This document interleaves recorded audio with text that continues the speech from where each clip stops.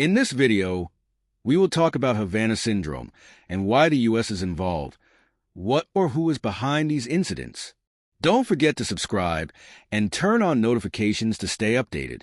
To understand Havana syndrome, we need to go back to 2016 in Cuba where it all began.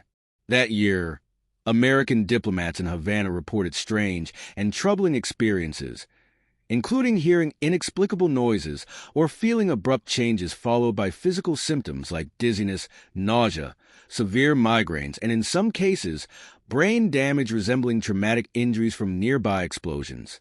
Initially treated as isolated cases, these symptoms were soon recognized as part of a pattern, with the U.S. government dubbing these events AHI, an acronym for anomalous health incidents. What was most intriguing was that these reports were not confined to Cuba alone. Over time, similar cases emerged in other countries, involving even CIA agents and the State Department. The reports multiplied, peaking during the first year of the Biden administration. To put this into context, over 200 cases have been recorded worldwide, with symptoms ranging from mild to severe, with some individuals reporting prolonged incapacitation, raising concerns that something much more serious was at play. From these occurrences, several theories have emerged.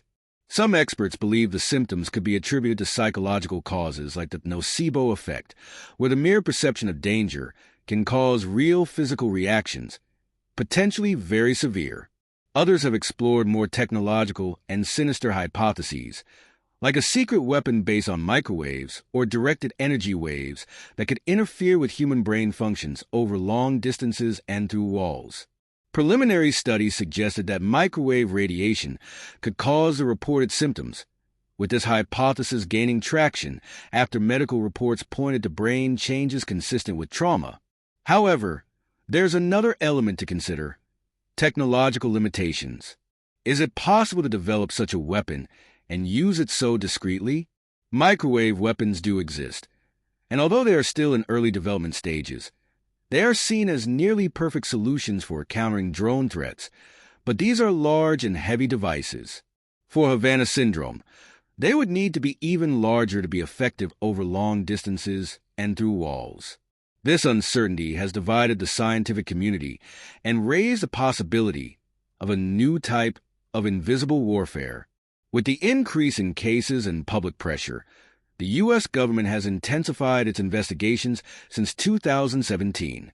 The CIA, FBI, and other agencies have been working together to identify the cause of these incidents, with initial investigations focusing on geographic and behavioral patterns among victims.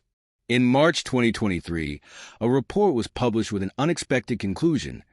According to some U.S. agencies, it was highly unlikely that a foreign government was behind these attacks. However, updates in 2025 showed not all agencies were aligned. Two U.S. intelligence agencies reevaluated their stance, suggesting that foreign involvement could not be completely ruled out. They hypothesized that an experimental technology, possibly still under development, might be responsible. Yet, there's a problem: the lack of concrete evidence. Despite numerous sensors and electronic warfare systems installed at the Havana embassy and other affected sites, nothing suspicious like signals, noises, or vibrations was revealed in the public investigation report. Moreover, no intercepted communications or military movements directly pointed to countries like Russia, China, or Cuba. Indeed, intercepted communications from these countries suggested they were also puzzled by the incidents. Thus, the mystery persists. It's possible that the U.S. is dealing with an unknown enemy or technology beyond current comprehension. This question remains open. In an unusual move, the White House has adopted a more cautious and, in some aspects, opposite stance to some intelligence agencies' consensus. A National Security Council spokesperson emphasized that many questions remain unanswered and investigations should continue. This divergence highlights an important point: the dynamics between political leadership and intelligence agencies. Historically, such differences are common, but in this case, they reflect an urgency to keep possibilities open. Critics suggest that the White House's stance is partly motivated by pressure from victims and their legal representatives who view the investigations as inadequate. There's also fear that closing conclusions now might mean ignoring crucial aspects of national security, perhaps involving a new weapon or unknown technology even to the Pentagon. This divergence not only underscores the complexity of the issue, but also highlights the lack of consensus on such a sensitive matter that touches upon the foundations of public trust in the country's intelligence. The reactions to the report were intense, with lawyers representing victims being categorical that intelligence agencies are withholding the truth. They criticize a lack of transparency and suggest that the disagreement between the White House and intelligence reveals a lack of integrity in the investigations. Mark Len, a State Department employee still dealing with symptoms, believes pulse microwave radiation is the cause.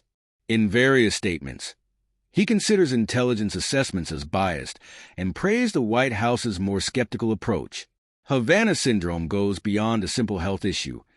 It raises profound questions about the vulnerability of American agents in hostile foreign territories, the possibility of experimental weapons, and the impact on diplomatic relations. Moreover, it reflects the challenges faced by intelligence agencies and governments in providing clear answers in an increasingly complex world. After 9 years, the mystery of Havana syndrome remains unsolved, but its geopolitical significance cannot be underestimated.